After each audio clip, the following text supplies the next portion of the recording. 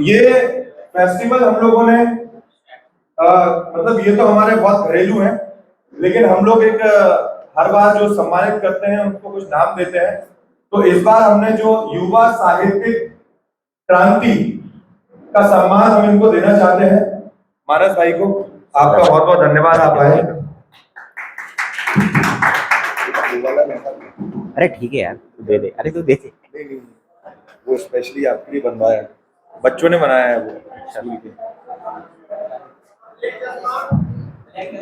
लगाऊं, सब करूंगा। सब होगा।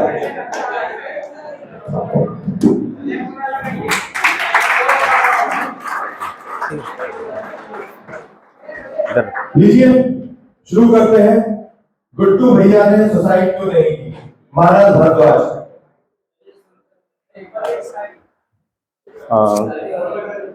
बहुत सारी शायरी होगी तुम्हारे, इतनी शायरी करूंगा कि तुम लोग बाद में सब मना करोगे। ठीक है, साउंड पीछे, आवाज तो फिर इधर बढ़ानी पड़ेगी, तुम लोग बता देना।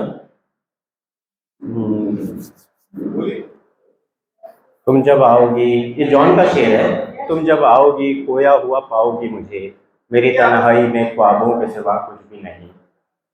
ठीक है, ओके। तो आप में से कोई किसी का नाम गट्टू है क्या? सच सच बताना। हाँ हाँ, खड़े हो भाई, खड़े हो, खड़े हो, खड़े हो, खड़े हो, गट्टू खड़े हो।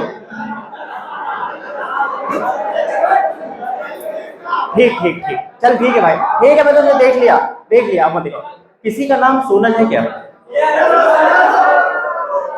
यहाँ पर है किसी का, किसी लड़की का नाम? किसी का नाम यहाँ पर सिद्धू है क्या? सिद्धू, सिद्धू है? Okay okay. कोई आप लोग, मुझे मालूम है अलग अलग शहरों से हैं, कोई धार वगैरह से आया है? धार मध्य प्रदेश में, इंदौर के पास में। चलो सब कुछ है यहाँ पर। हाँ, ये अब सुनो भाई थोड़ा सा, ये एक काली कहानी है पर ब्लैक कॉमेडी नहीं है। इसमें एक एक बात सत्य है। मैं आज आपको जो कहानी सुनाने जा रहा हूं वो गट्टू भैया की कहानी है। इसमें जो कहानी में कविताएं हैं वो भी गट्टू भैया की डायरी से ली गई हैं। गट्टू भैया की डायरी मुझे ट्रेन में मिली थी। ट्रेन में किस जगह ये बताना ठीक नहीं रहेगा। हम एसी फर्स्ट क्लास कंपार्टमेंट में ट्रेवल कर रहे थे जिसका किराया हवाई जहाज के बराबर होता है। मुझे मेरी कंपनी ने टिकट दी थी और गट्टू भैया को न जाने किसने। उनकी डायरी में कवर पे लिखा था, कुछ लोग उठे जिन्होंने कविता कह दी, कुछ लोग उठे जिन्होंने कहानी कह दी। अब सब कुछ मेरा है ना, जॉन का नहीं है। तुझे मालूम है कि जॉन का था, मैंने पढ़ा था, मुझे मालूम है, इसलिए तू यहाँ आया था स्टेज पर। तू जो अभी कर रहा है ना, मैं 25 साल से लिख रहा हूँ कि कुछ लोग उठे जिन्होंने कविता कह दी, कुछ लोग उठे जिन्होंने कहानी कह दी। हमारे पास न कविता थी न कहानी थी, हमने अपनी जवानी कह दी। साल साल जवानी के कैसे रह गए, पानी के पल थे पानी रह गए। एक सच्ची कहानी कहने के लिए, आंखों का पानी कहने के लिए, हमको मर जाना पड़ता है अपनी जवानी कहने के लिए। और फिर उनकी डायरी में जो कवर पे लिखा था, यहाँ पे कोई फैकल्टी हो तो बुरा ना माने, जो होगा वो फैकल्टी के लिए बुरा होगा। ये कविता सिर्फ उनके लिए जिन्होंने कभी गांजा फूका हो, शराब पी हो, डामर की काली सड़कों पे घंटों मोटरसाइकिल दौड़ाई हो। ये कविता सिर्फ उनके लिए जो किसी लड़की के कारण पिटे हों। अरे भाई मुझे सुन, जो किसी लड़की के कारण पिटे हों, जिन्होंने किसी लड़की के कारण किसी को पीटा हो, जिनके ऊपर लोगों ने फप्तियां कसी हो। ये कविता सिर्फ उनके लिए जो इन्होंने बहुत असफल जीवन गुजारा हो, मधुमक्खी के छत्ते की तरह जिन्हें देख के सब डरते हों, जिनके माँ बाप सोचते हों ये क्यों पैदा हुआ। ये कविता सिर्फ उनके लिए जिन्हें कई बार प्यार हुआ हो, जिन्हें कई बार लड़कियां छोड़ के जा चुकी हो, जिन्हें कई बार लड़कियां छोड़ के जा चुकी हो, जिन क्या हुआ? आप बातचीत करेंगे बहुत ज्यादा, तो आप इसको नहीं सुन पाएंगे। रिएक्शन जरूरी है, लेकिन डिस्ट्रैक्शन थोड़ा सा कम करें, है ना? आप लोग अगर खुद आपस में मजाक करेंगे तो इनको, है ना, थोड़ा सा। मैं इसलिए डरा हुआ था क्योंकि क्या होता है कि मैंने हमेशा टिकट लेके सुनाया है, तो क्या है, जो पैसा दे के सुनता है ना, वो सुनने आता है। अच्छा, तो ये कविता सिर्फ उनके लिए जिन्होंने कभी गांजा फूका हो, शराब पी हो, डामर की काली सड़कों पे घंटों मोटरसाइकिल दौड़ाई हो, जिन्हें कहीं भी पहुंच के कभी चैन ना मिला हो, जो किसी लड़की के लिए रात रात भर रोए हो, नशे में सड़क पर अकेले पड़े रहे हो, जिनके ऊपर लोगों ने फप्तियां कसी हो। ये कविता सिर्फ उनके लिए जो जिन्होंने जिन्हें कहीं भी पहुंच के कभी चैन ना मिला हो, जिनके मकसद हमेशा अधूरे रहे हों, जिनसे मंजिलें हमेशा दूर होती गई हों। ये कविता सिर्फ उनके लिए जिनके ऊपर लोगों ने फप्तियां कसी हो। ये कविता सिर्फ उनके लिए जिनसे मंजिलें हमेशा दूर होती गई हों, जिन्होंने बहुत असफल जीवन गुजारा हो, जिन्हें बहुत सस्ती मौत मिली हो। ये कविता सिर्फ उनके लिए। दोस्त, मैं ये नहीं कहूँगा कि जिंदगी सिर्फ तुमने जी है, बाकी सब मरे हुए हैं जो तुम्हारे आसपास चल रहे हैं, पर तुम यही समझना। दोस्त, मुबारक हो, तुमने एक बर्बाद जिंदगी जी है, मेरी तरह से, जिस तरह से मार्क्स ने कहा था, सारी दुनिया के मजदूरों एक हो। मैं कहना चाहूंगा, सारी दुनिया के बर्बाद लोगों एक हो। गट्टू भैया की डायरी में कविता पढ़ के समझ में आया कि गट्टू भैया पढ़े लिखे हैं। उनकी कविता में कार्ल मार्क्स का नाम आया है। सवाल उठता है, गट्टू भैया थे कौन? जब मुझे ट्रेन के कंपार्टमेंट में गट्टू भैया मिले तो वो बार बार सुसाइड कर रहे थे, उसी तरह से जैसे फिल्म शोले में धर्मेंद्र करता है, टंकी पे चढ़ के सुसाइड सुसाइड। मैं अपने आप को कुछ देर के लिए अमिताभ बच्चन मानने लगा और उन्हें सुसाइड से रोकने की कोई कोशिश नहीं की। मैं असल में ये जानना चाहता था कि आदमी का सुसाइड के बाद में चेहरा दिखता कैसा है। वो सुसाइड कर रहे थे और सामने उनकी डायरी में कविता लिखी हुई थी, मैं आत्महत्या करने से पहले पॉप म्यूजिक सुनना चाहूँगा, या फिर अमित त्रिवेदी का नयन तरसे ही काम करेगा। मैं आत्महत्या करने से पहले रोने के बजाय एक सुंदर लड़की को एक बार फिर से प्यार करना चाहूँगा। हालांकि हाँ, अब कर लो प्यार, वो आशीर्वाद की बातों को गौर से मत करो। मैं आत्महत्या करने से पहले एक सुंदर लड़की को एक बार फिर से कहना चाहूँगा, तुम्हें किया है बहुत प्यार। हालांकि ये लड़की बाकी सभी लड़कियों से अलग होगी, एक नई लड़की। मैं आत्महत्या करने से पहले एक लंबी रोड ट्रिप पे निकलना चाहूँगा, जिसमें आवाज़ सिर्फ बाइक के इंजन की हो। मैं बाइक के साथ किसी पहाड़ी से गिर जाना पसंद करूँगा। मैं जब पहाड़ी से गिर रहा हूँगा, उस वक्त मेरे कानों में शाहरुख का दिलवाले दुल्हनिया ले जाएगा गाना गुंज रहा होगा। हाँ ठीक है। मैं आत्महत्या करने से पहले फांसी का फंदा लगाने के बजाय ट्रेन से कट जाना पसंद करूंगा। ट्रेन जब मेरे ऊपर से गुजर रही होगी, उस वक्त मेरे मन में ट्रेन में की गई न जाने कितनी यात्राएं चल रही होंगी। मैं जब आत्महत्या करने से पहले याद नहीं करना चाहूँगा अपने अपमानित होने के किसी क्षण को। मैं शांति से मरना चाहूँगा अपनी तरह से। गट्टू भैया की डायरी में ये कविता पढ़ के समझ में आया कि गट्टू भैया के पिछवाड़े पे किसी लड़की की लात पड़ी। सवाल उठता है, गट्टू भैया थे कौन? गट्टू भैया थे कौन, ये एक बहुत ही फिलोसॉफिकल क्वेश्चन है, जिसके उत्तर के लिए हमें अरस्तु से शुरू होकर कबीर, रहदास, ऑरेलियस से होते हुए फ्राइड जुंग तक आते हुए कृष्णमूर्ति तक आना पड़ेगा। तो गट्टू भैया थे कौन, हमें ये भूल के समझना चाहिए उनमें क्या खासियत थी। गट्टू भैया में दो खासियत थी। नंबर 1, एक तो वो एक कवि थे, दूसरे वो एक असफल आदमी थे। उनकी डायरी में कवर पे लिखा था, मैं मोटा हूँ और ठीक नहीं हूँ, हाई ब्लड प्रेशर है, माइग्रेन है, थायराइड है, जिससे मोहब्बत करता हूँ वो ठुकरा देता है। धोखा बचपन में मिल गया था, जवानी भटकते गुजार रहा हूँ, मेरी खुद की गलतियाँ हैं, मैं खुद के पैरों पे कुल्हाड़ी मार रहा हूँ। मुल्क की तरह हो गया हूँ, मुल्क की तरह हो गया हूँ, भविष्य पता नहीं है और अतीत में खोया रहता हूँ। रोता हूँ तो लोग कहते हैं आंसू छूटे हैं, हंसता हूँ तो लोगों को व्यंग लगता है, बात करता हूँ तो लोग कहते हैं बातें बनाता है। मैं चलता हूँ, इनको निकल जाने दो।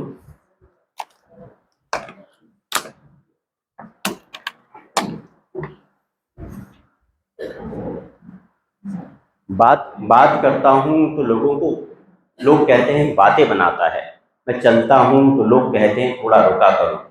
मैं रुकता हूँ तो लोग कहते हैं आगे बढ़ो। मैं सोचता हूँ तो लोगों को दिक्कत होती है। मैं न सोचूं तो लोग कहते हैं चूतिया है। मैं सहता हूँ तो लोगों को डरपोक लगता हूँ। मैं विरोध करता हूँ तो लोग कहते हैं इसकी ये हिम्मत। मैं जैसा हूँ लोगों को अच्छा नहीं लगता, मैं जैसा नहीं हूँ लोगों को वैसा भी अच्छा नहीं लगता। मैं हूँ तो मेरा होना मेरे ना होने के जैसा है, मेरे ना होने मेरा ना होना मेरे ना होने पर कैसा होगा मुझे मालूम नहीं, लोगों को मालूम होगा। गट्टू भैया की डायरी में कविता पढ़ के समझ में आया कि वो शायद दुनिया को दिखाने के लिए सुसाइड करना चाहते थे, ताकि गट्टू भैया के ना होने पर कैसा होगा ये दुनिया को पता लगे। और फिर अगले पन्ने पर लिखा था, वक्त नहीं ठहरता भैया, दुनिया तो बहता पानी है, तेरे पहले भी एक कहानी थी, तेरे बाद भी एक कहानी। गट्टू भैया जो हैं वो शुरू से असफल आदमी नहीं थे। बचपन में उनकी माँ को लगता था वो बड़े होकर के कलेक्टर बनेंगे और पिता को लगता था वो बड़े होकर के साइंटिस्ट बनेंगे। पर गट्टू भैया बचपन से सिर्फ एक चीज बनना चाहते थे, वो है नागराज। वो चाहते थे वो रेंग के दीवार पे चढ़ सके और उनके हाथों से सांप निकले। उनके माँ बाप को जो लगता था वो उनके माँ बाप के समझ के अनुरूप बिल्कुल जेन्युइन था। उनकी माँ को इसलिए लगता था कि वो बड़े होकर के कलेक्टर बनेंगे क्योंकि गट्टू भैया बचपन में किचन के बर्तन और खिलौने कलेक्ट करके रखते थे। और पिता को इसलिए लगता था कि वो साइंटिस्ट बनेंगे क्योंकि गट्टू भैया पिता के सामने चिल्ड्रंस नॉलेज बैंक और 101 वस्तुओं की जन्म कहानियां पढ़ते रहते थे। अकेले में गट्टू भैया सबसे छुप के कॉमिक्स पढ़ते थे। वो न जाने क्यों अपनी बर्बादियों के लिए अपनी माँ के प्यार को भी जिम्मेदार मानते हैं। वो लिखते हैं, मेरे नाजुक कंधों पर जाने कब वो भार डालेगी, मेरी माँ मेरी दुश्मन है, खिला खिला के मार डालेगी। गट्टू भैया का बचपन असल में कैसा था ये उनकी डायरी में लिखी इस कविता से समझ में आता है। ये मलाल नहीं रखते कि हम अच्छे स्टूडेंट नहीं थे, हमने जो किया वो जादुई है। हमने बचपन में अपने क्लास की खिड़की से कुत्ते के बच्चों को खेलते हुए देखा, एक दूसरे से लड़ते झगड़ते, ये जादुई था। हमने ब्लैक बोर्ड से, आप लोग तो बाद की जनरेशन के हो, मैं 40 साल का हूँ, आप लोग 20 के आसपास हो गए। हमारे समय में ब्लैक बोर्ड पे लिखते थे, अब पता नहीं क्या होता है, तो अब तो शायद मार्कर से। हमने ब्लैक बोर्ड से चौक को घिसते हुए हर रोज बोर्ड के नीचे सफेद सोने की तरह जमा होते हुए देखा। हम अपनी क्लास में सोने की खदान के बाजू में पढ़ते थे। हमने चलती क्लास में टिफिन खाया और शेयर किया। हमने डंडे से मार खाई, हाथों में आगे और पीछे। आप लोगों को तो मार भी नहीं पड़ी होती शायद, हम तो पिटते पड़ी है। सही है, मेरे साथी हो फिर। मैं मतलब तुम लोग भी 40 साल के हो। कि हमने डंडे से मार खाई, हाथों में आगे और पीछे। हमने अपनी हथेलियों पे हवाई जहाज उतरने का रनवे बनवाया छड़ी से, और रात में प्लेन उतर सके इसलिए छड़ी दोबारा खाई ताकि हवाई पट्टी पे थोड़ी ज्यादा लाल रोशनी हो सके। हमने अपने साथ रोज क्रिकेट का बल्ला रखा स्कूल जाते हुए। होमवर्क भले न किया हो पर क्रिकेट का बल्ला हमेशा रहा। हमने टेनिस की गेंद से फुटबॉल खेली, मधुमक्खी के छत्तों पे निशाने लगाए। हमने मधुमक्खी के हमलों से अपने दोस्तों को बचाया। हमने एग्जाम से एक दिन पहले पतंग उड़ाई, मंजा सूता। हमने हमने स्कूल से भाग के फिल्में देखी। बड़े मियाँ छोटे मियाँ उनमें से एक थी, बाकी वो थी जिनके नाम नहीं सीन याद रह जाते। आप लोगों को पता है किन फिल्मों के सीन याद रहते हैं? हाँ, तो जिनके नाम नहीं, सीन याद रह जाते हैं। हमने साइकिल स्टैंड में साइकिलें गिराई, टीचर की गाड़ी की हवा निकाली, टॉयलेट में बम फोड़े, और जिन टीचर से पिटे उन्हें गालियां दी, गुमनाम खतों में।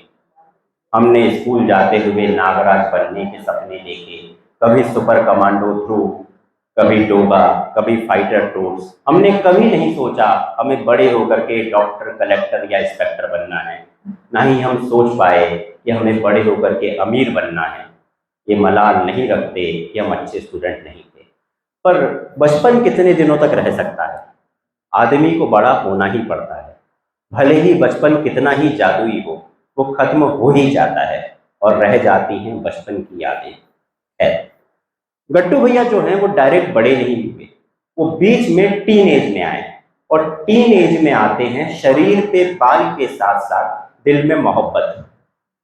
गट्टू भैया के भी दिल में मोहब्बत आई थी। समस्या बस ये थी कि मोहब्बत के साथ में लड़की नहीं आई। अब गट्टू भैया ने मोहब्बत के लिए लड़कियां ढूंढना चालू करी। वो लिखते हैं, हर कॉलोनी की एक खूबसूरत लड़की होती है जिसके लिए लड़के कोचिंग जाने के समय में तब्दीली किया करते हैं, जिसको इम्प्रेस करने के लिए लड़के छोटे सिलेबस के बावजूद मोटी किताबें खरीदते हैं, जिसके कारण अखबार वाले लड़के को सुबह सुबह पेपर डालते वक्त नींद में सपने सा अच्छा लगता है, जिसके कारण दूध वाले को दूध में पानी मिलाते वक्त दूध में पानी मिलाना अच्छा नहीं लगता। वो कभी कभी दूध में कम डालता है पानी, ताकि उस लड़की से अपनी प्रशंसा सुन सके। हर कॉलोनी की एक खूबसूरत लड़की होती है जिसकी खूबसूरती किसी भी हीरोइन से कम नहीं होती। हर कॉलोनी की एक खूबसूरत लड़की होती है जिसके कारण कई लड़कों के दिल टूटे होते हैं, इन सबको पता होगा। हालांकि इसके बारे में लड़की को पता नहीं होता। लड़के उसके साथ अपने रिश्ते की, ये सब ये जानती है, लड़के उसके साथ अपने रिश्ते की उतनी हवाई जलेबियां बनाते हैं जितनी इलाके का हलवाई बनाता है। हर कॉलोनी की एक खूबसूरत लड़की होती है जिसके कारण, इनको भी पता वही बात भी, जिनके कारण मोटरसाइकिल का एक राउंड घूम के लगाया जाता है और फिर उसका घर बजा लो। मैं मौके दूं, मैं खुद बताऊंगा भाई तुमको कब ताली बजानी है, अपना दिमाग मत लगाना। हाँ, मैं बताऊंगा कि अब ताली बजाओ, मुझे करना पड़ता है जब बच्चों के साथ हो ना, क्योंकि तुम लोग मानते हो कि तुम बड़े हो गए हो, बड़े तो हम ही हुए हैं अभी। पर खैर, मारने वालना मत ना मुझे, कईयों के चाकू बाकू होंगे साथ में। तो जिसके कारण मोटरसाइकिल का एक राउंड घूम के लगाया जाता है और फिर उसका घर गुजर जाने के बाद, सुनना आप लोग, गाड़ी का एक्सेलरेटर तेजी से घुमा दिया जाता है। हर कॉलोनी की एक खूबसूरत लड़की होती है जिसको अंकल जी ज्यादा प्यार से बेटी कहते हैं और पंडित जी थोड़ा प्रसाद ज्यादा देते हैं। हर कॉलोनी की एक खूबसूरत लड़की होती है जिसकी खूबसूरती किसी भी हीरोइन से कम नहीं होती, जिसके कारण लड़का अपने आप को फिल्म का हीरो समझ पाता है, एक ऐसी फिल्म का जो कभी बनती ही नहीं है। अब चूंकि गट्टू भैया की फिल्म नहीं बन पा रही थी, इस कारण वो बेचैन रहने लगे, रात को घर जाने से डरते, अकेले रहने से डरते। उनके साथ वो सब कुछ होने लगा जो प्यार में पिछवाड़े पे लात पड़ने पर होता है। समस्या बस ये थी कि न उस लड़की को पता था जिससे इन्हें प्यार हुआ है, न इन्हें पता था इन्हें किस लड़की से प्यार हुआ है। पर इनका प्यार मन में 3-4 लड़कियों से घनघोर चल रहा था। वो उन 3-4 में से किसी एक लड़की के लिए लिखते हैं, तुम पुरानी सुपरहिट फिल्म की तरह मन में चल रही हो, पर अभी टॉकीज के दरवाजे पे लगा हुआ पोस्टर उतर चुका है। अभी तुम्हारा 3D वर्जन आना बाकी है। मैं इस उम्मीद में टॉकीज के सामने से आता जाता रहता हूँ, दोस्तों से पूछता रहता हूँ, वो पिक्चर फिर से लग सकती है क्या? खैर, अब गट्टू भैया ने उन 3-4 में से किसी एक लड़की के लिए डिसाइड किया कि इसे जाके मोहब्बत का इजहार करेंगे, और कर डाला। उसके बाद क्या हुआ ये मुझे नहीं पता है, और उनको एक कविता लिखनी पड़ी थी। मैं सच में ऐसा लड़का था जो उसके साथ रात नहीं जिंदगी गुजारना चाहता था, जो उसकी नरम बाहों और सुडौल छातियों के बजाय माथे को चूमना चाहता था, जो उसके साथ बिताए समय में उससे बातें किया करता था और उसके बाद में उससे की बातों पे कविताएं लिखा करता था।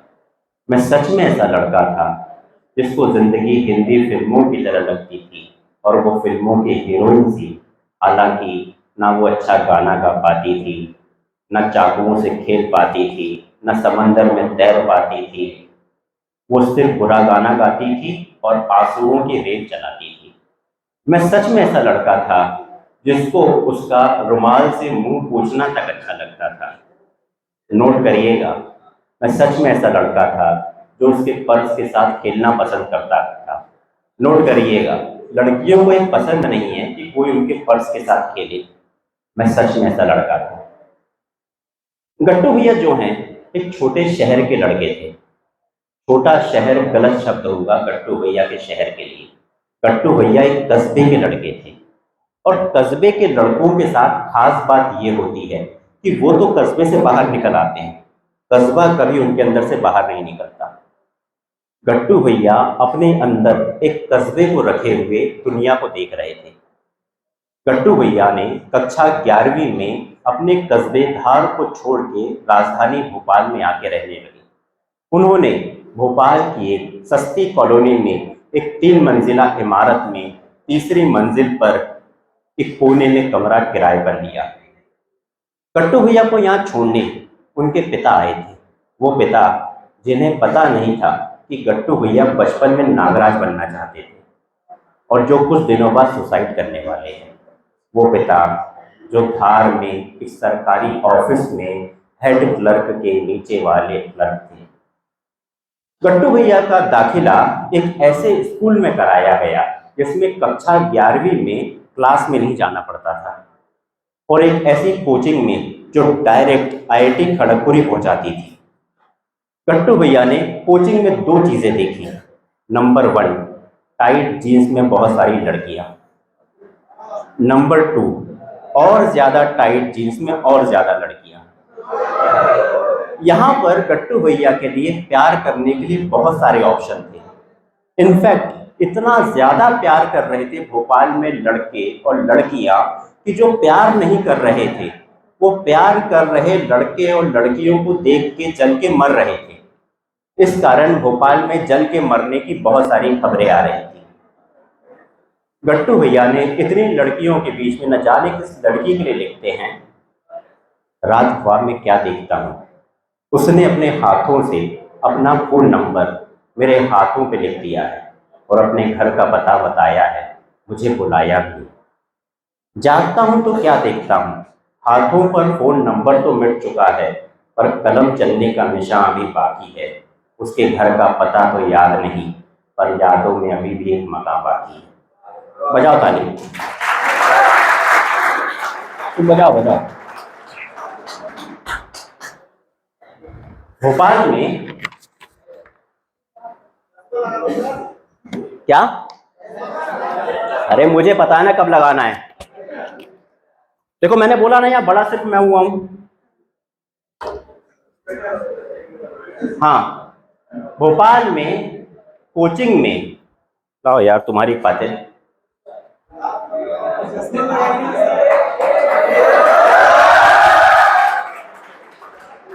भोपाल में कोचिंग में प्यार लड़की के साथ साथ गट्टू भैया को संघर्ष करना पड़ रहा था अंग्रेजी से।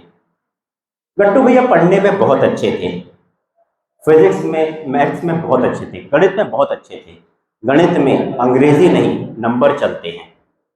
गट्टू भैया फिजिक्स में बहुत अच्छे थे, फिजिक्स में अंग्रेजी नहीं डेरिवेशन चलती थी। गट्टू भैया केमिस्ट्री में बहुत अच्छे थे, केमिस्ट्री में अंग्रेजी नहीं रिएक्शन चलती थी, चेन रिएक्शन। आप लोग गलत मत समझना, सब समझते हो आप तो कि हाँ हाँ चेन रिएक्शंस। पर भोपाल की लड़कियों में सिर्फ अंग्रेजी चलती थी और जहां अंग्रेजी चलती थी वहां गट्टू भैया नहीं चल पाते थे। एक दिन कस्बे के लड़के, आ जाइए आप, आ जाइए, चलिए। एक दिन कस्बे के लड़के गट्टू भैया के जीवन में कॉन्वेंट की लड़की का प्रवेश हुआ। एक दिन कस्बे के लड़के गट्टू भैया के जीवन में कॉन्वेंट की लड़की का प्रवेश हुआ। उस दिन गट्टू भैया ने बहुत सारा लिखा। वो लिखते हैं, प्रवेश कैसे हुआ ये बताना फालतू है। वो लिखते हैं, नीति के निर्धारण में, अरे यार ये उतारो यार,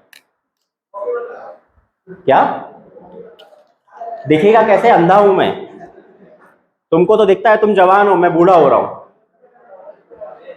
हाँ, नीति के निर्धारण में, गति के धारण में, संगीत के संचालन में वो जो गीत छुपा है वो तुम हो। तुम मेरे ख्वाबों में नया स्वरूप पा जाती हो, मैं कसम से मर जाता हूं जब तुम याद आ जाती हो। वो जो बजा लो बजा लो, वो जो कटोरी में बिखरा हुआ चांद का उजाला है, वो जो हर किसी की परछाई में दूर दूर तक समाया हुआ है, वो अक्स तुम्हारा है। तुम हर आईने को कमजोर कर देती हो, तुम्हें नहीं मालूम है तुम हर लम्हे में कितना कुछ तोड़ देती हो। मैं तुम्हें दुनिया का दर्जा देता हूँ और तुम हो कि कभी कभी दुनिया ही छोड़ देती हो। नीति के निर्धारण में, गति के धारण में, संगीत के संचालन में वो जो गीत छुपा है वो तुम हो। असल में प्रवेश कैसे हुआ ये सुनिए। क्लास खचाखच भरी हुई थी और दोपहर की सड़ी हुई गर्मी पड़ रही थी। पूरी क्लास के मेन गेट पर सूरज अपने टॉर्च से फोकस बनाया हुआ था। पूरी क्लास फिजिक्स वाले अनीस सर का वेट कर रही थी। पूरी क्लास फिजिक्स वाले अनीस सर का वेट कर रही थी, पर तभी वहां पे लड़की की एंट्री होती है, जिसके चेहरे से सूरज की रोशनी टकरा के कट्टू भैया की आंखों से उनके दिल में उतर जाती है। लड़की का नाम था सोनल और लड़की थी ठेठ कॉन्वेंट की, अंग्रेजी में FUCK बोलने वाली। गट्टू भैया को लगा कि अगर कोई लड़की है तो वो ये है।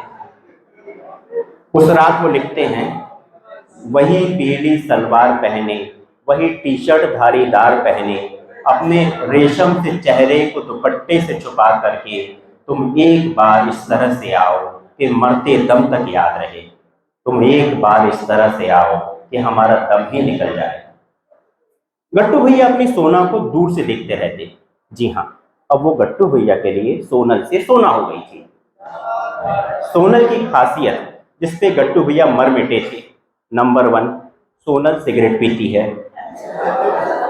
नंबर 2, सोनल सबको गले लगाती है। नंबर 3, सोनल जेब में लड़कों वाला पर्स रखती है। नंबर 4, सोनल अंगूठे में अंगूठी पहनती है। गट्टू भैया कस्बे के लड़के थे, सोनल कॉन्वेंट की लड़की थी। उस दिन गट्टू भैया लिखते हैं, अक्सर उसकी तस्वीर मिटा दिया करता हूं मैं, अब लड़कों तुम्हारे लिए, अक्सर उसकी तस्वीर मिटा दिया करता हूं मैं, जब चलता हूं राहों पर अपनी तकदीर मिटा दिया करता हूं मैं। मुझे मालूम है हर रास्ता आखिर में उसी तक मुड़कर जाता है, इसीलिए हाथों की लकीर मिटा दिया करता हूं मैं। बजा लो, मैं बताऊंगा। इसीलिए हाथों की लकीर मिटा दिया करता हूं मैं, उसी को खोजता हूं मैं हर किसी में, उसी को पा जाता हूं मैं किसी में, तो उसी को खो देता हूं मैं किसी में। मुसलसल, मुसलसल मतलब लगातार, आप तो जानते हो, बाकी नहीं जानते। मुसलसल मतलब लगातार, मुसलसल ये खोज चलती ही रहती है, जब जब बात बनती है तब तब बिगड़ती ही रहती है। कुछ भी इस जहां में ऐसा नहीं है जिसे पूरा कह सकता हूं मैं, उसके बिना मैं खुद अधूरा हूं, उसके बिना हर किसी को अधूरा कह सकता हूं मैं, अक्सर उसकी तस्वीर मिटा दिया करता हूं मैं। गट्टू भैया को और तो कुछ आता नहीं था, तो वो एक कागज पर एक कविता लिखते हैं और ले जाकर के सोनल को दे देते हैं। उनको खुद को भी कोई प्रॉब्लम हो तो सॉल्व कर लो पहले, हो गई, ठीक है। गट्टू भैया को और तो कुछ आता नहीं था, तो एक कागज पर एक कविता लिखते हैं और ले जाकर के सोनल को दे देते हैं। उनको खुद को भी नहीं पता कि उनके अंदर इतना साहस कहाँ से आ गया था। सोनल कविता पढ़ती रहती है और गट्टू भैया कविता पढ़ती सोनल को देखते रहते हैं। पन्ने पर लिखा था, तुम लोग लिख लेना, तुम्हारे काम आएगा। इतनी आसानी से नहीं लिखा है, बहुत जहमत उठानी पड़ी है, मुझे तुमसे मोहब्बत है, ये बात अब शब्दों में बतानी पड़ी है। दुनिया का रूप बदल लेते हैं, खुद का स्वरूप बदल लेते हैं। मुझे तुमसे मोहब्बत है, यही आखिरी सच है, वरना लोग तो दीवारों में आईने लगा देते हैं, सूरज की धूप बदल लेते हैं। कुछ लोग जिंदगी में जंगली घास उगने देते हैं और कुछ लॉन की धूप बदल लेते हैं। कुछ रिश्तों की आजमाइश में लगे रहते हैं और कुछ घरों के संदूक बदल लेते हैं।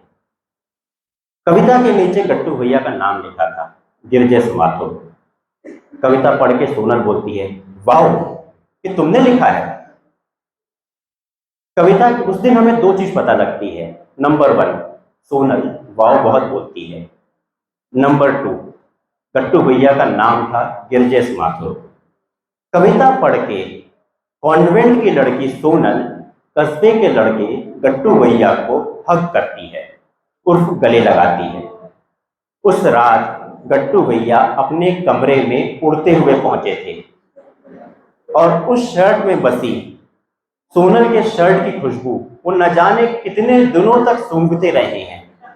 ये बताना तो फालतू ही रहेगा। सोनल से गट्टू भैया की बात होने लगी। सोनल बड़े शहर की कॉन्वेंट की लड़की थी। लड़के उसके दोस्त होते थे। उसने कई लड़कों से बात की थी। गट्टू भैया धार से आए थे। सोनल गट्टू भैया की माँ और बहन के बाद तीसरी लड़की थी जिससे गट्टू भैया ने 3 मिनट से ज्यादा फोन पे बात करी थी। इससे पहले गट्टू भैया की 2 मिनट 55 सेकंड तक एक लड़की से फोन पे बात हुई थी। वो वोडाफोन के कॉल सेंटर से थी और गट्टू भैया के द्वारा हुए गलत रिचार्ज के बारे में सही जानकारी दे रही थी। गट्टू भैया ने 2 मिनट 55 सेकंड लिखा हुआ 2 मिनट 55 सेकंड तक फोन की स्क्रीन पे देखा था। गट्टू भैया प्यार के सातों समंदरों में गोता लगा चुके थे और सोनल के लिए बात करना मतलब सिर्फ बात करना होता था। एक बार सोनल ने गट्टू भैया को कॉल किया। गट्टू भैया टॉयलेट में पड़ोसी मुल्क को निपटा रहे थे। सोनल के फोन की आवाज सुन करके अच्छा, उन्होंने क्या किया था कि सोनल के एक अलग कॉलर ट्यून लगा रखा था। गट्टू भैया टॉयलेट में पड़ोसी मुल्क को निपटा रहे थे। सोनल के फोन की आवाज सुन करके पड़ोसी मुल्क को फकत आधा अधूरा ही निपटा करके गट्टू भैया बाहर आते हैं और सोनल को कॉल बैक करने से पहले मैसेज करते हैं, मैं सिर्फ तुम्हारी आवाज देखना चाहता था, मैं सिर्फ तुम्हारा काम देखना चाहता था, मैं तुमसे अनजान इसलिए था क्योंकि तुम्हें खुद से अनजान देखना चाहता था।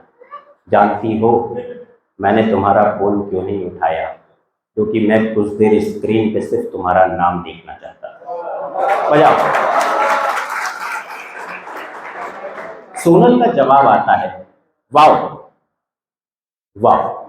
सोनल गट्टू भैया के जीवन में 2 क्रांतिकारी परिवर्तन लाती है। नंबर 1, वो गट्टू भैया को सिगरेट पीना सिखाती है। नंबर 2, वो गट्टू भैया को शराब पीना सिखाती है।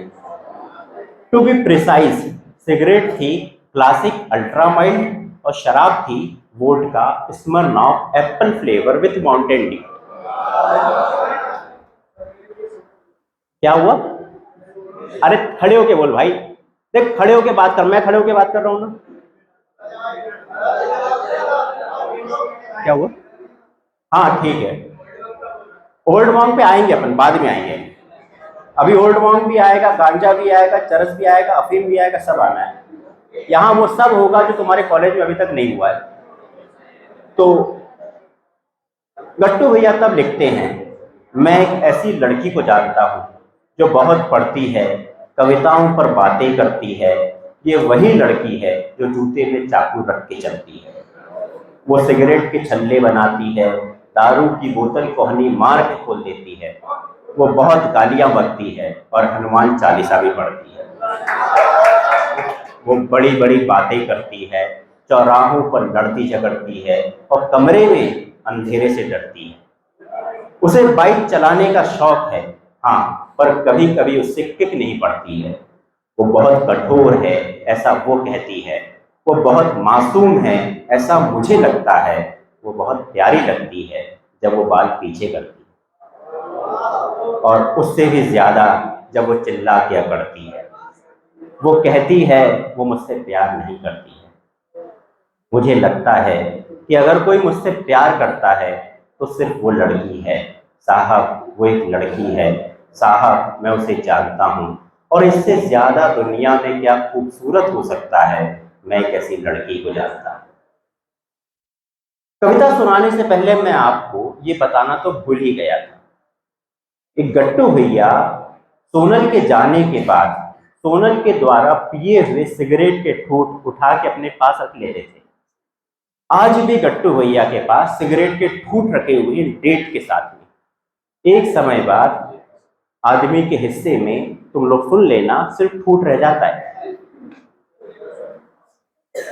गट्टू भैया प्यार के साथों समंदर में गोता लगा चुके थे। गट्टू भैया को लगता था कि सोनल भी उनसे प्यार करती है, पर लड़की होने के कारण नहीं बोल पा रही। गट्टू भैया ये सपने में भी नहीं सोच सकते थे कि वो उसके 50 दोस्तों के बाद में 51वें नंबर पर आते हैं, शायद, हाँ शायद। सोनल की हर जगह के दोस्त थे, school friends, park friends, pool friends, pub friends, coaching friends, और गट्टू भैया उसके कोचिंग फ्रेंड्स में थे, एक थे शायद। गट्टू भैया अभी भी अपने कस्बे के साथ उस जमाने में थे जिसमें लड़कियों के भाई होते थे, क्लास का भाई, कोचिंग का भाई, स्कूल का भाई है। गट्टू भैया अपने कमरे पे पड़े रहते और सोनल के साथ प्यार को लेकर मन में तरह तरह की सिचुएशन बढ़ते रहते और फिर उस पर कविता लिख मारते। कुछ नमूने देखिएगा। मेरे साथ ही रहती है, कभी तू घर क्यों नहीं जाती, बहुत प्यार आता है तुझ पर, तू मर क्यों नहीं जाती।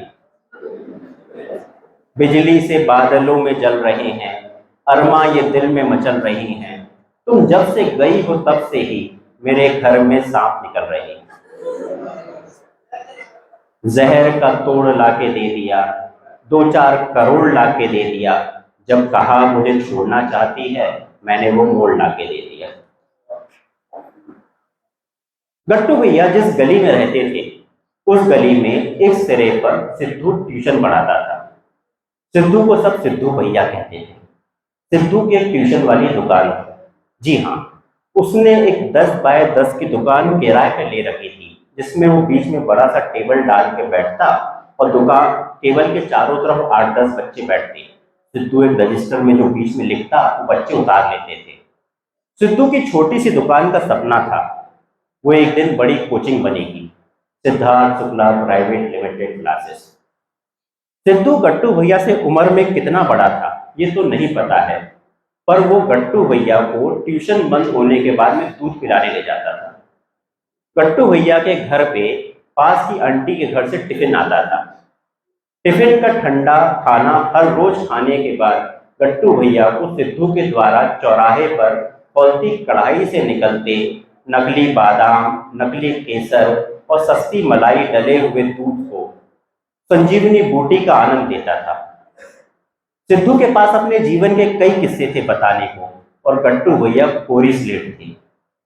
कोचिंग पढ़ाने वाले सिद्धू ने गट्टू भैया के सामने एक नई दुनिया खोल दी थी, रात की दुनिया।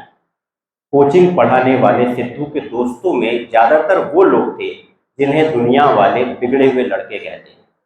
बिगड़े हुए लड़के कौन होते हैं मैं आपको बताता हूँ। बिगड़े हुए लड़के मुंहफट होते हैं या बिल्कुल चुप्पे। वो चौराहे पर पान की दुकानों में शांति खोजते हैं सिगरेट के धुएं में। 10वीं या 12वीं में उनकी सप्लीमेंट्री आई होती है। वो कॉलेज ड्रॉप आउट होते हैं या 3rd डिवीजन वाले, पर उन्होंने कभी मार्कशीट दोबारा खोल के नहीं देखी होती। दुनिया की हर मार्कशीट कुछ दिनों में रद्दी अखबार का टुकड़ा बन जाती है, ये सत्य का आभास उन्हें गर्भनाल के कटते हुए हो जाता है। मैं अपने अनुभव से बता रहा हूँ, मैंने इंजीनियरिंग की, IITian हूँ मैं, आज ये सब कर रहा हूँ। तो किसी काम का नहीं है मार्कशीट, तो गर्भनाल के कटते हुए हो जाता है। वो बड़ी कोचिंग में सबसे पीछे बैठते हैं और बोर्ड पे जो पूरा लिखता है वो उसे उतार लेते हैं आधा आधा, बाकी बोर्ड पे लिखा आधा उनकी खुद की बनाई दुनिया में विलुप्त हो जाता है। उनकी खुद की खुद में बनाई दुनिया ब्लैक बोर्ड से भी ज्यादा ब्लैक एंड व्हाइट होती है। फिर वे अनमने से कोचिंग से बाहर जाके दौड़ा देते हैं बाइक नरक सी काली सड़कों पे। उनके बाइक के एक्सीलरेटर वायर की पीठ में ज्यादा खिंचने के कारण दर्द रहता है और ब्रेक पैडल के कान अक्सर अचानक लगने वाले ब्रेक के कारण ज्यादातर लाल रहते हैं। इन बिगड़े हुए लड़कों ने कट्टू भैया के जीवन में क्या परिवर्तन किया, ये रिसर्च का विषय हो सकता है। पर इतना है कि कट्टू भैया ने इनके साथ में रह के खुद को जवान मान लिया था। वो ओल्ड मॉम वाला कहाँ है भाई? हाँ, अभी आप सुनो। पर इनके साथ रह करके कट्टू भैया ने खुद को जवान मान लिया था। उनको लगता था वो दुनिया बदल सकते हैं, बस सोनल का दिल नहीं बदल पा रहे थे। सोनल कॉन्वेंट की लड़की थी और कट्टू भैया के जो दोस्त थे वो अपने अंदर एक कस्बा रखे हुए राजधानी में घूम रहे थे। कट्टू भैया इनके साथ में वोडका छोड़ के रम पे आ चुके थे। रम, ओल्ड मॉम। हाँ, मैं एक समय सुबह सुबह उठ के वोडका पीता था 7 बजे, तुम लोगों ने नहीं पी होगी। फिर बाद में रम पे आया, रम 12 बजे पीना चालू किया था, रात को नहीं दोपहर में। तो उनके साथ वोडका छोड़ के रम पे आ चुके थे। सोनल पब में पीती थी। कट्टू भैया के दोस्तों का पीना देखिए। 10 का नमकीन खरीदा, उसमें थोड़ा प्याज मिलाया, ऊपर से नींबू डलवाया, कोल्ड ड्रिंक की बोतल ले ली, आधी कोल्ड ड्रिंक उसे पिलाई, थोड़ी हलक में खुद गटकाई, फिर बोतल में पौवा डाला, किसी आड़ में ढूंढ अंधेरा, बोतल को फिर मुंह लगाया, एक हाथ से नमकीन खाया। दिन भर की थी थकन मिटाई और याद की लकीर हटाई, इस तरह से सूरज डूबा, डूबा सूरज बोतल में ढूंढा। हम छोटे लोगों की ये दुनिया थी, बोतल की कीमत में खुशियां थी, बाकी एक लड़की की यादें, आंखों में 2 नदियां। बजाओ इसमें ताली।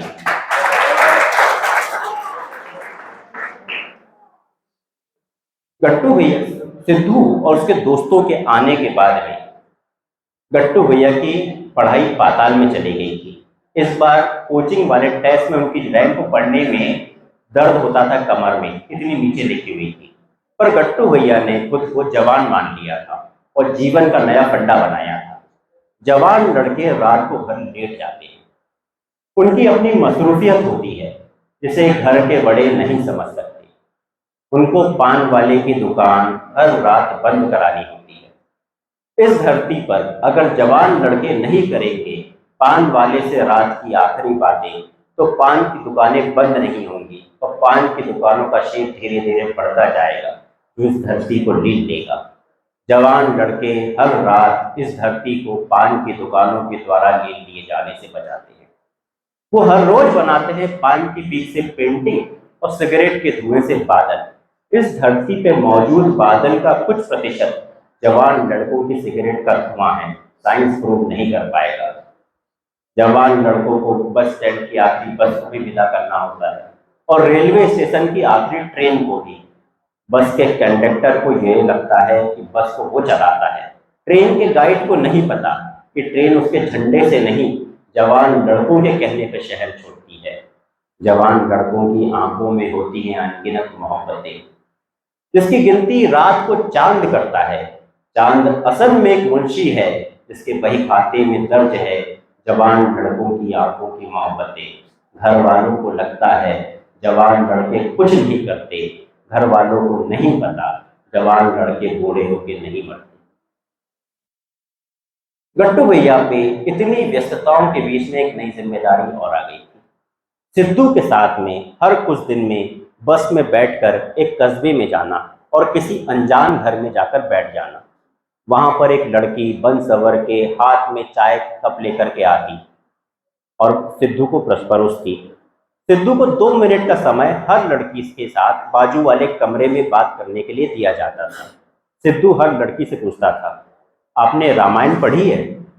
और फिर अचानक किसी रामायण न पढ़ी हुई लड़की से सिद्धू की शादी हो गई। पर सिद्धू के जीवन में कोई परिवर्तन नहीं आया क्योंकि उसकी बीवी गांव में रहती थी।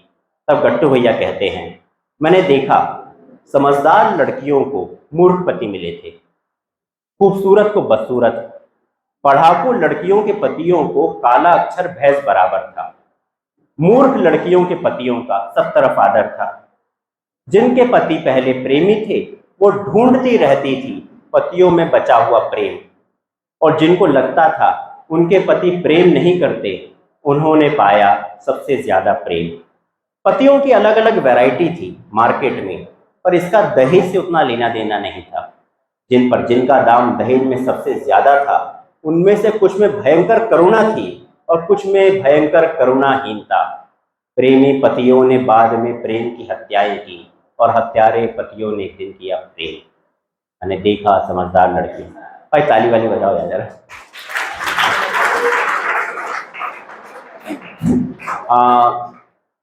अभी गट्टू भैया अभी सिद्धू की शादी से फ्री ही हुए थे कि सोनल ने बताया कि वो अगले साल अमेरिका जा रही है, आगे की पढ़ाई वहीं करेगी।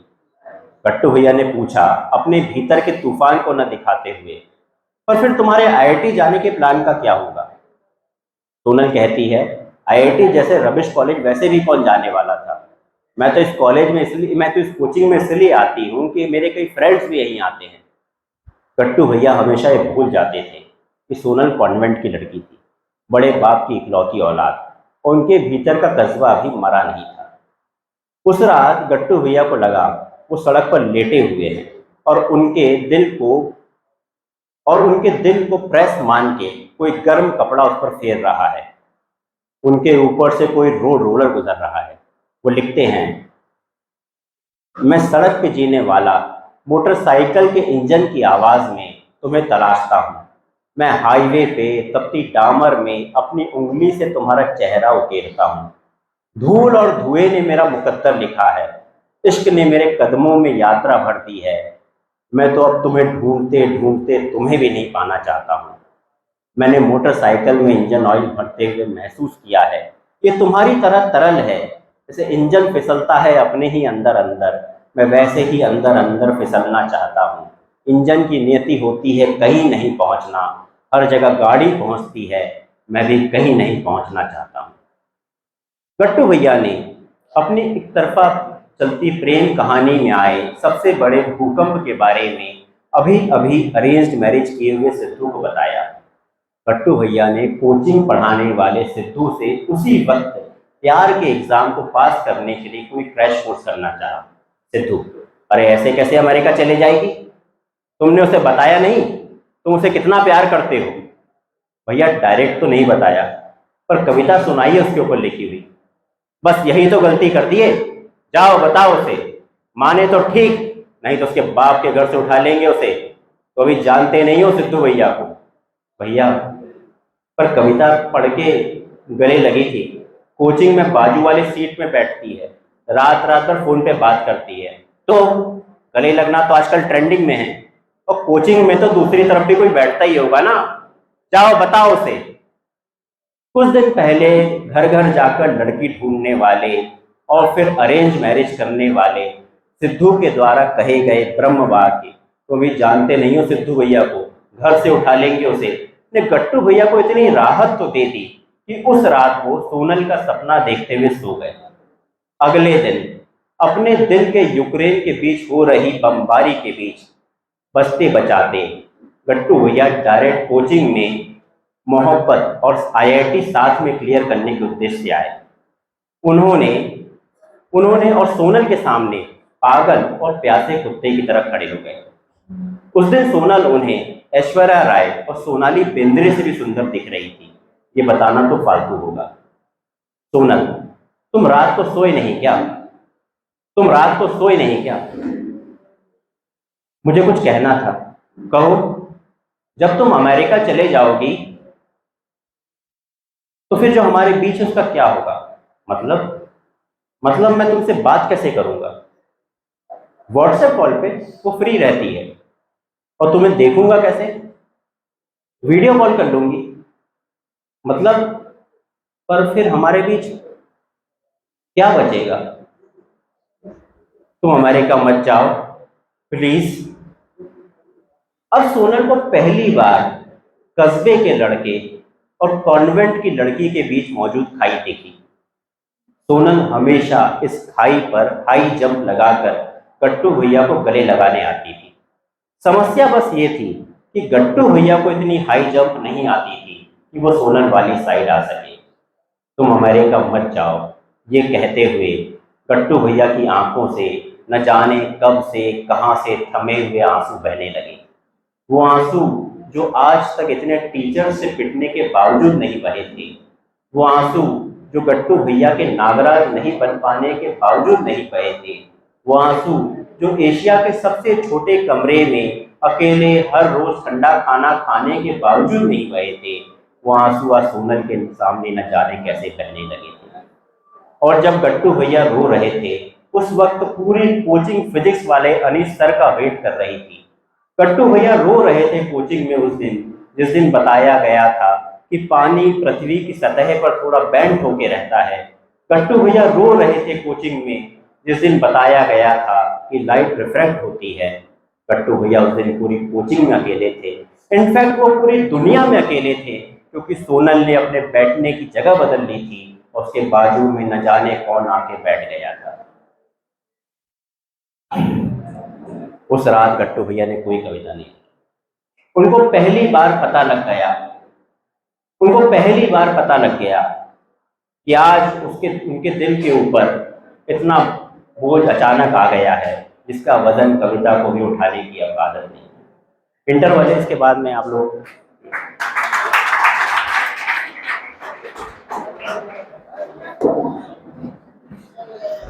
पांच मिनट का ब्रेक है आप लोग हैं। और फकत आलसी कहती है, मुझे अपने आलस्य पे गर्व है, उसे मेरे आलस्य पे गुस्सा आता है। मैं कहता भी हूं उसे समझाते हुए कि मेहनत का फल देर सवेर से मिलता है, आलस्य का तुरंत मिल जाता है। पर उसे आलस्य का फल पसंद नहीं, मुझे मेहनत का फल पसंद नहीं। हम दोनों बिल्कुल अलग अलग हैं। ये सब सुनने के बाद धीरे धीरे गट्टू भैया को लगने लगा उन्हें अब साधु बन जाना चाहिए। लड़की मिलने वाली है नहीं, और कोचिंग में जो रैंक आती है उसे देख के तो वैसे भी सुसाइड ही कर लेना चाहिए। गट्टू भैया के मन में सुसाइड के ख्याल का अंकुरण होना अब शुरू हो गया था, पर अभी बहुत इनिशियल स्टेज थी। अभी उनके उतने अच्छे से एल नहीं लगे थे जितने लगने थे। गट्टू भैया ओशो को बहुत पहले से पढ़ते आ रहे थे। शुरुआत संभोग से समाधि नाम की किताब से हुई थी, जो उन्होंने बस स्टैंड पर प्ले बॉय नामक सांस्कृतिक मैगजीन खरीदने के साथ में खरीदी थी। दुकानदार के पास खुले पैसे न होने के कारण गट्टू भैया ने प्ले बॉय से अपने रात के नितांत अकेले क्षणों को से संस्कृति को निपटाने के बाद में पढ़नी शुरू की थी ओशो की किताब। गट्टू भैया के पास तब एंड्रॉयड मोबाइल फोन नहीं था, न ही हेड क्लर्क के नीचे काम करने वाले उनके पिता को ये एहसास था कि लड़के को लैपटॉप दिलाना चाहिए इंटरनेट कनेक्शन के साथ। इस कारण एक्स वीडियोस के ज़माने में भी प्लेबॉय महत्वपूर्ण थी। बहुत सारा ओशो, जे कृष्णमूर्ति, विवेकानंद और न जाने कौन कौन से भारी भरकम राइटर पढ़ने और खुद को आध्यात्म के करीब महसूस करने के बाद गट्टू भैया ने एक कविता लिखी और आगे आगे जा रही सोनल के पीछे दौड़ते हुए गए और कविता का फर्रा सोनल को पकड़ा दिया। सोनल कविता पढ़ने लगी और गट्टू भैया कविता पढ़ती सोनल की आंखों में वो पुराना वाला कुछ ढूंढने लगे। कविता इस तरह थी, अगर तुम महबूबा नहीं मेरी बेटी होती तो तुमको स्कूटर पर कभी कभी मैं अपने आगे खड़ा कर लेता और हॉर्न में तुमको अपनी मर्जी से बजाने देता, या फिर कभी सड़क पे खाली तुम गाड़ी का एक्सेलरेटर मांग लेती तो वो मैं तुमको थमा देता। जब तुम डरती सड़क पे कुत्तों से तो मैं तुम्हें गोदी में उठा लेता और तुम्हें डर नहीं लगता अखबार की भयावह खबरों से, क्योंकि अगर तुम महबूबा नहीं मेरी बेटी होती तो मैं तुमको बचपन में कभी खबरें नहीं पढ़ने देता, ना ही बचपन में न्यूज़ चैनल देखने देता। अगर तुम महबूबा नहीं मेरी बेटी होती तो तुमको पता होते शहर के सारे पार्क और पार्क का हर एक झूला, और झूलों के बारे में तुम्हारे पास होती हर बार एक नई कहानी। मैं तुम्हारी हर कहानी सुना करता, रात को गर्म दूध पीते हुए हम तारों को गिना करते और एक दिन में बता देता बस उतने ही हैं तारे जितने तुम गिन पाती हो, इसके बाद के सारे तारे मैं खुद ही बुझा देता अगर तुम महबूबा नहीं मेरी बेटी होती। कविता पढ़ के सोनल ने जो कहा हिंदी लिपि में वो लिखेंगे तो ऐसे लिखेंगे, ग में आ की मात्रा, ऊपर चंद्र बिंदी ड, स्पेस बार म, र में आ की मात्रा ओ, स्पेस बार त में छोटे ऊ की मात्रा और म। और अंग्रेजी में लिखेंगे तो वो ऐसे लिखेंगे, इसकी स्पेलिंग ये रहेगी FUCKYOU। साधु बनने की प्रोसेस में या फिर सोनल के द्वारा कहे गए ब्रह्म वाक्य के असर में कई दिनों से खाना खाना बंद कर चुके गट्टू भैया को जिंदा रखा था सिद्धू के द्वारा हर रोज पिलाए जाने वाले सस्ती मलाई, नकली मलाई, सस्ता बादाम, सस्ता केसर डले हुए दूध ने। गट्टू भैया ये दूध भी पीने से इनकार कर देते थे और सिद्धू जबरन पिलाता था। सिद्धू गौर करता था कि आजकल गट्टू भैया का चेहरा खुजली वाले कुत्ते से बहुत मिलता है, और वो प्रकट में सिर्फ इतना ही कहता था, काहे को अपना चेहरा एल जैसे बनाए हुए हो। गट्टू भैया कोई जवाब नहीं देते, वो इन्फिनिटी में ताकते रहते। सिद्धू अपनी अलग ट्रिप में चल रहा था। अच्छा सुनो, एक बात बताना है। गट्टू भैया ने कोई जवाब नहीं दिया। मैं बाप बनने वाला हूँ। इसके जवाब में गट्टू भैया कहते हैं, सिद्धू भैया उसे उठा लेते हैं उसके बाप के घर से। यह सुन के सिद्धू ने जीवन में पहली बार समझदारी वाली बात कही गट्टू भैया से, और उठा के करोगे क्या? 2 मिनट के साइलेंस के बाद फिर सिद्धू कहता है, बेटा प्यार में इतनी जल्दी हार नहीं मानते। फिर साइलेंस आ जाता है। फिर सिद्धू कहता है, और ट्राई करो, माने तो ठीक, नहीं तो भूल जाओ उसे, दुनिया में बहुत लड़कियां हैं। खुजली वाले कुत्ते जैसी शक्ल और अक्ल के बावजूद गट्टू भैया ने यह गौर किया था कि सिद्धू ने आज उन्हें बेटा कहा था।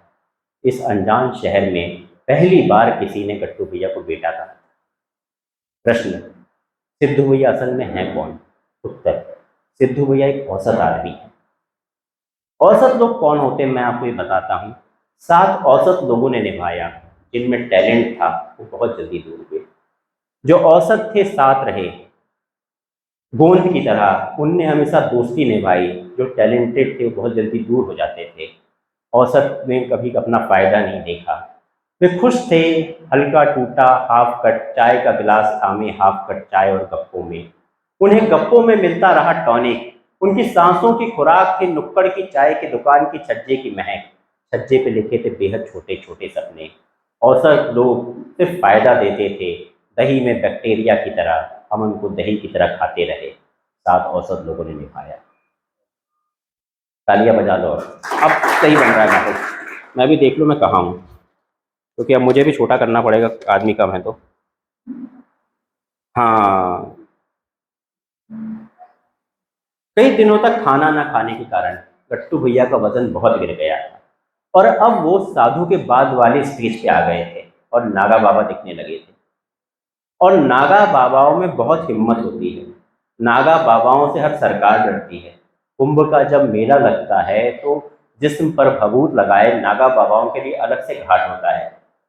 गट्टू भैया ने एक दूसरी कविता लिखी। उनको लगा उनकी पुरानी कविता में कोई कमी रह गई है और ले जाकर सोनल को दे दी। कविता इस तरह थी, कभी कभी सोचता हूँ तुमको मेरी महबूबा नहीं मेरी बेटी होना था। काश मैं तुमको बचपन से बड़ा होते हुए देख सकता। काश मैं तुमको पहली बार रोते हुए हंसते हुए देख सकता। काश मैं तुम्हारे मुंह से निकला पहला शब्द सुन पाता। तुम अपना पहला कदम बढ़ाती, लड़खड़ाती, गिर जाती, मैं तुम्हें थाम लेता और चलना सिखाता। रात तुम्हें लकड़बग्गे की कहानी सुनाता, एक ही शब्द को बार बार दोहराता।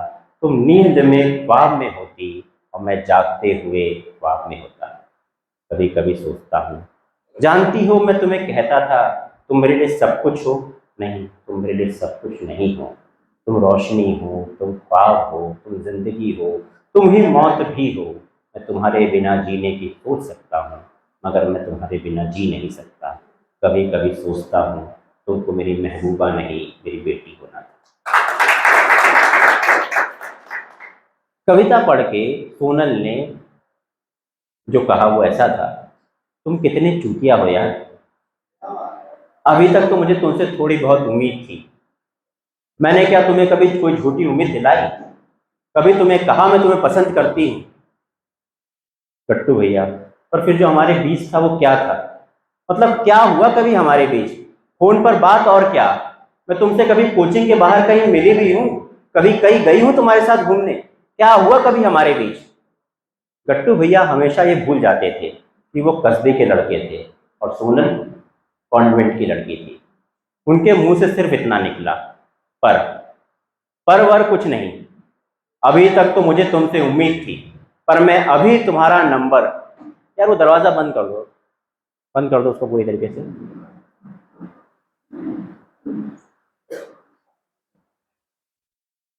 पर वर कुछ नहीं, अभी तक तो मुझे तुमसे उम्मीद थी, पर मैं अभी तुम्हारा नंबर कॉल ब्लॉक लिस्ट में डाल रही हूँ। आज के बाद मुझे मिले तो मैं तुम्हें पुलिस में चाइल्ड मोलेस्टेशन के केस में डलवा दूंगी। और तुम ऐसा कैसे कर सकती हो? मैं कर सकती हूँ, मैं अभी सिर्फ 15.5 साल की हूँ और तुम्हें देख के लगता है तुम 40 साल के होगे। एशिया के सबसे छोटे कमरे की तरफ लौटते हुए गट्टू भैया ने एक जनरल स्टोर से प्लास्टिक वाला छोटा वाला सस्ता वाला आईना खरीदा और उसमें खुद को देखा दुकान के बाहर। तो उसमें वो खुद को 40 साल के तो नहीं लगे, पर दुकान के बाहर एक कुत्ता खुजली करता हुआ जरूर देखा। ये आईना जब उन्होंने ले जाकर के अपने कमरे में टांगा और उसमें खुद को देखा तो उनके प्रतिबिंब के ऊपर अचानक वो खुजली करता हुआ कुत्ता उभर आया। गट्टू भैया के भीतर के कस्बे के लड़के ने सोनल की धमकी को मजाक में लिया था। उस रात उन्होंने एक अननोन नंबर से सोनल को फिर से कॉल किया और रोते हुए गिड़गिड़ाते हुए एक बार फिर से मिलने को कहा। सोनल ने फोन काट दिया। गट्टू भैया ने फिर से लगाया, सोनल ने फिर से काटा। गट्टू भैया ने फिर से लगाया, सोनल ने फिर से काटा। एक बार और, एक बार और, एक बार और ये सिलसिला चलता रहा और आखिर में थक हार के सोनल ने फोन बंद कर दिया। सोनल का वो फोन आज तक बंद है। आज भी कभी कभी गट्टू भैया उस नंबर पे कॉल करते रहते हैं। टू बी प्रिसाइज, उस रात गट्टू भैया ने सोनल को 256 बार कॉल किया था। उनकी डायरी में एक कविता है, तुम्हारा वो नंबर जिस पे मैंने तुमसे रात रात भर बात करी है, अब वो फोन कंपनी वालों ने किसी नारायण अय्यर पर अलॉट कर दिया है। मैंने भी वो नंबर अपने फोन से डिलीट कर दिया है, पर फिर भी न जाने क्यों मैं आज भी कभी कभी ट्रू कॉलर पे वो नंबर डाल के देखा करता हूं तो किसी नारायण अय्यर का नाम उभर आता है। दिल में दर्द का ये सिरा अंधियारे में खुल जाता है, जैसे पुराना जख्म अभी भरा ना हो, उस पे आई चमड़ी निकल गई हो। गट्टू भैया सोनल के फोन बंद करने के बाद में कुछ यूं हुआ। गट्टू भैया के घर की गली सकरी होने के कारण उसमें पुलिस की टाटा सफारी डिकोर गाड़ी न समा सकी। गाड़ी गली के मोड़ पर ही खड़ी रही। उसमें से एक तोंद वाला कांस्टेबल उतरा और धीमे धीमे खैनी चबाता हुआ गट्टू भैया के एशिया के सबसे छोटे कमरे में समा गया। पर एक बात कॉन्वेंट की लड़की को नहीं पता थी और कस्बे के लड़के गट्टू भैया को अच्छे से पता थी। पुलिस कहीं की भी हो 10,000 रुपये में मान जाती है। गट्टू भैया ने सिद्धू से 10,000 रुपये उधार लिए, सिद्धू को सब कुछ बता के ऑफकोर्स, और फिर कमरे में इंतजार कर रहे हवलदार को गली के मोड़ तक छोड़ने आया। और हवलदार के ये कहने पर अब मत करना, उसने चौराहे पर गट्टू भैया ने सबके सामने हवलदार के चरण स्पर्श किए। अगले दिन मकान मालिक के पूछने पर बताया, पुलिस में फूफा जी हैं, कई बार आए हैं, आपने पहली बार देखा होगा शायद। कोचिंग जाना गट्टू भैया पहले ही छोड़ चुके थे। इसके बाद उन्होंने सोनल को कभी नहीं देखा। अब कोचिंग में सोनल के बाजू में कौन बैठता था ये गट्टू भैया को नहीं पता। उस शाम गट्टू भैया ने चूहे मार दवाई ली 3 अलग अलग दुकानों से और ले जाकर के तकिए के नीचे रख दी। पर कस्बे का लड़का कुत्ते की मौत तो मर सकता था, चूहे की मौत नहीं मर सकता था। रात के 12 बज रहे थे, तभी कमरे पे सिद्धू आया। साथ में गट्टू भैया के पिताजी और बहन भी थे। पिताजी ने सिर्फ इतना कहा, बहुत ज्यादा पढ़ाई कर रहे हो क्या लल्ला, वजन बहुत कम हो गया है। पर बहन में कुछ ऐसा होता है कि वो देख के सब समझ जाती है। बहन ने सिर्फ इतना कहा, भैया ये टाइम भी निकल जाएगा। और फिर काटा गया गट्टू भैया के जन्मदिन का केक। तो चूहे मार दवाई अपने तकिए के नीचे रखे रखे गट्टू भैया केक खा रहे थे उस रात। अगले दिन सुबह उनको अपने तकिए के नीचे चूहे मार दवाई नहीं मिली। आज तक किसी को नहीं पता वो चूहे मार दवाई कहाँ गई। उनकी डायरी में एक कविता है, अब ये लड़के सुनना, असल में अच्छी पोएट्री सुना रहा हूँ। बहन जब बड़ी हो जाती है, बहन जब दूसरे शहर चली जाती है, तो फिर वो उस तरह नहीं लड़ती जैसे लड़ती थी बचपन में। बहन जब बड़ी हो जाती है तो उसके नाखून छोटे हो जाते हैं, वो उनको गढ़ाती परोसती नहीं। बहन के नाखूनों के निशान भाई के जिस्म पे कैद वक्त के दस्तावेज हैं, जिनको पढ़ के बचपन में लौटा जा सकता है। बहन जब बड़ी हो जाती है तो नसीहत कम देती है और भरोसा ज़्यादा देने लगती है। बहन जब बड़ी हो जाती है तो जिद नहीं करती है छोटे छोटे सामान के लिए, कोशिश करती है अपनी कमाई से भी कुछ दे सके अपने नाकारा और असफल भाई को। बहन जब बड़ी हो जाती है तो भरोसा ज़्यादा देती है। बहन भरोसे की खदान में काम करती है। बहन की आंखों में हीरों की चमक है। बहन की आंखें दुनिया के सबसे गहरे समंदर में मरीना ट्रेंच की अंधेरी गुफाओं में रोशनी का जजीरा है। यहाँ ऑक्सीजन मास्क रखा हुआ है मेरी बहन ने मेरे लिए। मैं हूँ, डूबूंगा तो सबसे गहरी जगह ही डूबूंगा, बचूंगा तो मुश्किल से ही बचूंगा। बहन जब बड़ी हो जाती है तो वो कुछ कुछ माँ की तरह दिखने लगती है। बहन जब बड़ी हो जाती है तो वो कुछ कुछ माँ की तरह दिखने लगती है। बूढ़ी होती हुई माँ जवान बहन का अक्स है। बहन बहन जब बड़ी हो जाती है तो उम्र में उससे बड़ा भाई उससे छोटा हो जाता है। बहन जब बड़ी हो जाती है तो वो अपने माँ की पिता, पिता की माँ हो जाती है।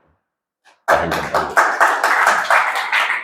सिद्धू ने अरेंज मैरिज जरूर की थी, पर उसने अरेंज मैरिज का निर्णय कई लड़कियों के द्वारा ठुकराए जाने के बाद में लिया था। इस कारण वो गट्टू भैया की स्थिति को असल में समझता था। जिस रात गट्टू भैया ने केक खाया था, जिस सुबह उनके तकिए के नीचे चूहे मार दवाई नहीं मिली थी, उस सुबह चूहे मार दवाई न मिल पाने के कारण गट्टू भैया ने थक हार कर 11वीं की सालाना परीक्षा देने का निर्णय लिया। उन्होंने अपने पीछे वाले से पूछा भी था, आज कौन सा पेपर है? गट्टू भैया को 11वीं में कुल 52% नंबर आए थे और उस कोचिंग में जो डायरेक्ट आईआईटी खड़गपुर ही पहुंचाती थी, वो उसमें उस बैच में ट्रांसफर कर दिए गए जिसका आईआईटी में कभी कोई सिलेक्शन नहीं हुआ है। कोचिंग जाना गट्टू भैया पहले ही छोड़ चुके थे। अब सोनल के बाजू में कौन बैठता था गट्टू भैया को नहीं पता है।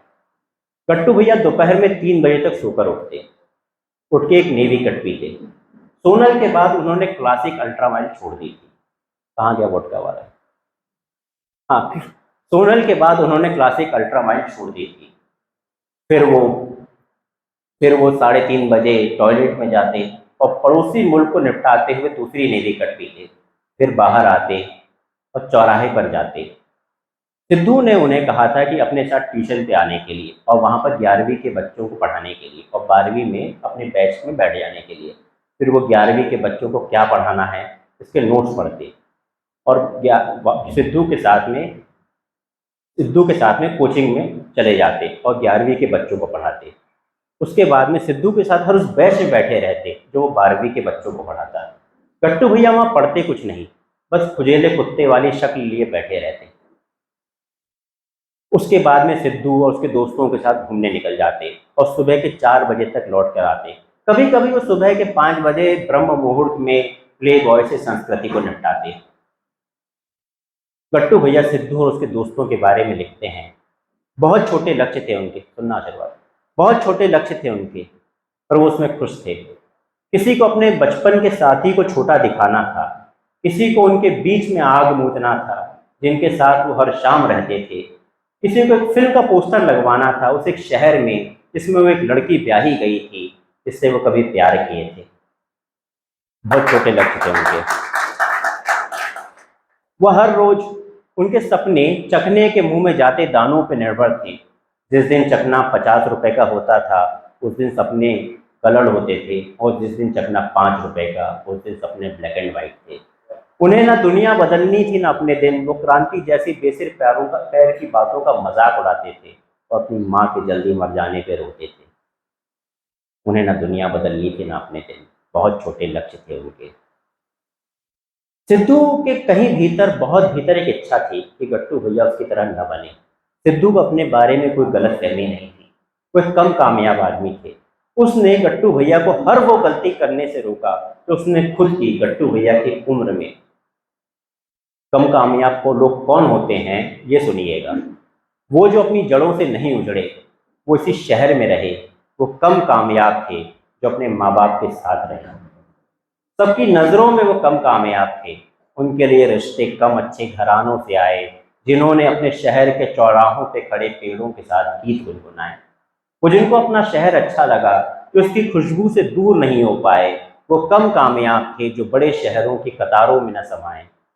उन वो जिनके सपनों में कंपनियों के पैकेज नहीं आए, वो जो चाहते थे हर रोज वो जो चाहते थे कोने में अपनी दुकान और रात को 2 बजे मॉडिफाइड गाड़ी दौड़ाए, वो जिन्होंने समोसे सबसे ज्यादा खाए, वो जो अपने मोहल्ले का प्रेम नहीं भुला पाए, वो कम कामयाब थे। जो कामयाब थे वो किसी दूर शहर में पार्टी करते रहे और अपना बैंक बैलेंस चेक करते रहे। वो कहते रहे कि वो कामयाब है। उनके बच्चे महंगे स्कूलों में गए, उन्होंने कई तरह के बीमा कराए, पर फिर भी वो मर गए। वो जो कामयाब थे वो भी मर गए जो कम कामयाब थे। वो जो कामयाब थे उनके अंतिम संस्कार में कम लोगों ने आंसू बहाए, वो जो कम कामयाब थे उनके अंतिम संस्कार में ज्यादा लोगों ने आंसू बहाए। गट्टू भैया के पास अब एंड्रॉयड मोबाइल फोन था। अब आखिरी के 2 पन्ने हैं, बहुत गंभीर होने वाला है। गट्टू भैया के पास अब एंड्रॉयड मोबाइल फोन था और उसमें सर्च हिस्ट्री में चीज टॉप पर थी, बिना दर्द के सुसाइड कैसे करें। नींद की गोली खा के मर जाना उन्हें ठीक लगा, पर फिर भी नींद में मर जाने से उन्हें एक अनजान भय था। वो पानी में कूद के मर सकते थे। उन्होंने 2 बार ट्राई भी किया, पर गट्टू भैया को बचपन से तैरना आता था। हर बार तैर के बाहर आ गए। एक बार सितंबर में, एक बार दिसंबर में। दिसंबर में पानी में कूदने के कारण गट्टू भैया को निमोनिया हो गया था। उससे पहले उन्होंने 29 अप्रैल को मरने के लिए सोचा। उस दिन सोनल का जन्मदिन था, मरने के लिए परफेक्ट दिन था, पर उस दिन उन्होंने ओल्ड मॉन्क का खंबा और एक हाफ पीकर खुद को अधमरा कर लिया था। सिद्धू ने गट्टू भैया को निमोनिया से भी मरने नहीं दिया और अस्पताल ले गया। आजकल गट्टू भैया को अपना आईने में अपना चेहरा देखने पर खुजली वाले कुत्ते की जगह चमगादड़ दिखता था। मार्च आ गया। सिद्धू ने गट्टू भैया की 12वीं की परीक्षा का फॉर्म भर दिया। गट्टू भैया ने वो बिना पढ़े ही दे दी। सिद्धू ने उनके IIT का भी फॉर्म भर दिया। गट्टू भैया ने वो भी सिद्धू की कोचिंग में 11वीं को ट्यूशन पढ़ाते हुए और चमगादड़ और खुजली वाले कुत्ते जैसा चेहरा लिए हुए 12वीं की क्लास में साथ में बैठे बैठे बिना पढ़े ही दे दिया। IIT के सेंटर पर गट्टू भैया को 1 साल बाद सोनल दिखी। गट्टू भैया के सर की नस तड़कने लगी। सोनल के मन में पता नहीं क्या आया। वो गट्टू भैया के पास आई और पूछती है, कैसे हो? दुबले हो गए हो? गट्टू भैया ब्लैंक थे, खड़े थे, कांप रहे थे। वो 7 दिन के प्यासे कुत्ते की तरह खड़े रहे। उनके मुंह से कुछ नहीं निकला। सोनल ने बताया, 18 मई को अमेरिका जा रही है। गट्टू भैया ब्लैंक थे, खड़े थे, कांप रहे थे। वो एक तरह के ट्रांस में चले गए और फिर उसी ट्रांस में उन्होंने IIT का एग्जाम दिया। उस रात गट्टू भैया ने बहुत दारू पी और अब वो रोज सिर्फ दारू पीते रहते। सिद्धू के किसी दोस्त को गांजा पीने की लत थी। गट्टू भैया उसके साथ गांजा और चरस पीने लग गए। वो अब सिद्धू के साथ भी रहना बंद कर चुके थे, पर सिद्धू उन्हें ट्यूशन पढ़ाने के लिए बुलाता था। वो लगभग नशे में 11वीं और 12वीं दोनों के बैच को पढ़ाते थे और फिर उसके बाद में सिद्धू के उन दोस्तों के साथ रहते थे जिनके साथ सिद्धू भी नहीं रहता था। वो उनके बारे में कहते हैं, हम उन लोगों के साथ रहे जिनके साथ कहीं पहुंच नहीं सकते थे, मगर हमने अपने लोग नहीं बदले। दिसंबर की शामें हमने सबसे उदास लोगों के साथ बिताई। हम उन लोगों के साथ रहे जो फ्रस्ट्रेशन की हर ऊंचाई को प्राप्त कर चुके थे, जो असफलता की हर इमारत पे झंडा गाड़ चुके थे। हम उनकी गप्पों में कैद थे, चाय की प्यालियों में भी। हमने दुनिया का सबसे हसीन समय सबसे असफल लोगों के साथ बिताया, मगर हमने अपने लोग नहीं बदले। हम उन लोगों के साथ रहे जो फिर भी आत्महत्या नहीं करते थे। हम उन लोगों के साथ रहे जिन्होंने कभी आत्महत्या नहीं करी। गट्टू भैया ने आखिरकार सुसाइड के लिए दिन, समय, तरीका सब चुन लिया। अब वो रोज शाम को 6 बजे तक नेवी कट का पूरा पैकेट निपटा रहे थे। शाम 6 से मेरा मतलब दोपहर 3 से शाम 6 के बीच में। वो उठ के जब जाते चौराहे पर तो एक अमूल मक्खन का पैकेट भी निपटाते थे। वो रोज 50 का गांजा, कहाँ गया वो रोज 50 का गांजा, ओल्ड मंक का खंबा, ये भी निपटा रहे थे। बीच में थोड़ा खाना भी खाते थे कभी कभी। है जिस दिन आईआईटी का रिजल्ट आना था उस दिन सोनल की अमेरिका की फ्लाइट थी। गट्टू भैया को पता था आज उनके जीवन का आखिरी दिन है, उनका कुछ नहीं हो सकता। उनके पिता को जब पता लगेगा कि उनका बेटा जिंदगी से डर के मर गया तो उनके पिता पे क्या गुजरेगी, ये ख्याल गट्टू भैया के मन में नहीं आया। उन्होंने आज के दिन के लिए मक्खन लगा लगा के एक मोटी रस्सी को मुलायम कर लिया था। उन्हें पता चल चुका था कि एक बार गर्दन की हड्डी झटके से टूट गई तो उन्हें ज्यादा दर्द नहीं होगा। उनके पास मरने के सिवा कोई चारा नहीं था। सोनल 4 बजे अमेरिका के लिए चली जाएगी, 3 बजे आईआईटी का रिजल्ट आएगा। इनको चले जाने दो।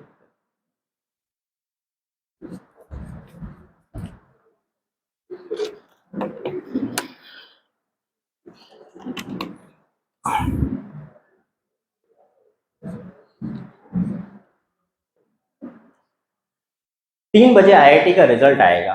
गट्टू भैया को पता लग गया था कि उनके पास मरने के सिवा कोई चारा नहीं है। सोनल 4 बजे चले जाएगी, 3 बजे आईआईटी का रिजल्ट आएगा। उन्हें दिल कड़ा करके किसी भी हाल में 2 बजे से पहले सुसाइड कर लेनी है। पर वो उससे पहले ना माँ से बात करना चाहते थे और एक बार उस चौराहे को जरूर देखना चाहते थे जिसने उन्हें आज तक जिंदा रखा था।